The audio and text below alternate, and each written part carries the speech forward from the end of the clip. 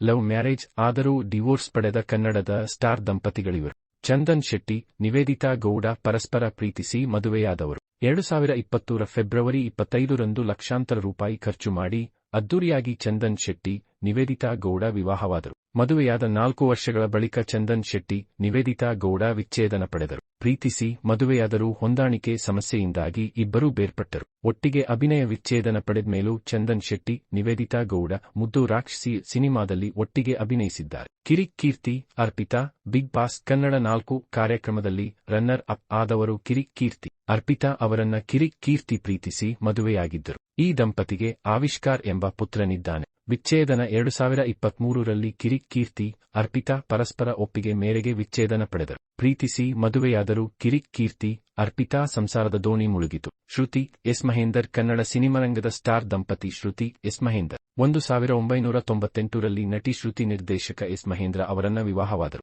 2011ರಲ್ಲಿ ಶ್ರುತಿ S Mahendra ವಿಚ್ಛೇದನ ಪಡೆದು ಬೇರ್ಪಟ್ಟರು. Sushma K Rao, Preetham ಗುಬ್ಬಿ ನಟಿ ಸುಷ್ಮಾ ಕೆ ರಾವ್, ನಿರ್ದೇಶಕ ಪ್ರೀತಂ ಗುಬ್ಬಿ ಪರಸ್ಪರ ಪ್ರೀತಿಸಿ ವೈವಾಹಿಕ ಬಂಧನಕ್ಕೆ ಒಳಗಾಗಿದ್ದರು. ಕಾರಣಾಂತರಗಳಿಂದ ಇಬ್ಬರೂ ದೂರಾದರು. ವಿಚ್ಛೇದನದ ಬಳಿಕ ಸಿಂಗಲ್ ಆಗಿರುವ ಸುಷ್ಮಾ ಕೆ ರಾವ್ ಸದ್ಯ ಭಾಗ್ಯಲಕ್ಷ್ಮಿ ಸೀರಿಯಲ್ನಲ್ಲಿ ನಟಿಸುತ್ತಿದ್ದಾರೆ. ಯುವ ರಾಜ್ಕುಮಾರ್, ಶ್ರೀದೇವಿ ಭೈರಪ್ಪ ರಾಘವೇಂದ್ರ ರಾಜ್ಕುಮಾರ್ ಪುತ್ರ ಯುವ ಹಾಗೂ ಮೈಸೂರು ಮೂಲದ ಶ್ರೀದೇವಿ ಭೈರಪ್ಪ ಪ್ರೀತಿಸಿ ಮದುವೆಯಾದವರು. 2019ರಲ್ಲಿ ಯುವ ಶ್ರೀದೇವಿ ಭೈರಪ್ಪ ವಿವಾಹ ಮಹೋತ್ಸವ ಸಿಕ್ಕಾಪಟ್ಟೆ ಗ್ರ್ಯಾಂಡ್ ಆಗಿ ನಡೆದಿತ್ತು. ಕೋರ್ಟ್ ಮೆಟ್ಟಲೇರಿದ ದಂಪತಿಗಳು ಯುವ ರಾಜ್ಕುಮಾರ್ಗಿಂತ ವಯಸ್ಸಿನಲ್ಲಿ ಶ್ರೀದೇವಿ ಭೈರಪ್ಪ ದೊಡ್ಡವರು. ಪ್ರೀತಿಸಿ ಮದುವೆಯಾದ್ಮೇಲೆ ಇಬ್ಬರ ಮಧ್ಯೆ ವಿರಸ ಮೂಡಿದೆ. ವಿಚ್ಛೇದನ ಕೋರಿ ಯುವ ರಾಜ್ಕುಮಾರ್ ಕೋರ್ಟ್ ಮೆಟ್ಟಿಲೇರಿದ್ದಾರೆ.